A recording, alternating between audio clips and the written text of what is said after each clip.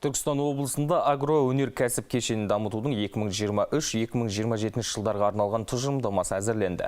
Онда ауыл шаруашылығы саласын негізгі 6 бағытта дамытуға басымдылық берілген.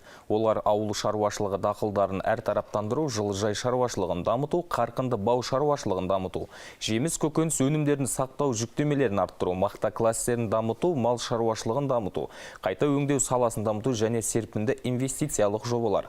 Одан бөлек басқосуда өңірдегі ірі ауыл шаруашылығы тауарларын өндірушілер өз тәжірибелерімен ортаға салып, дамыған елдердің озық тәсілдерімен бөлісті.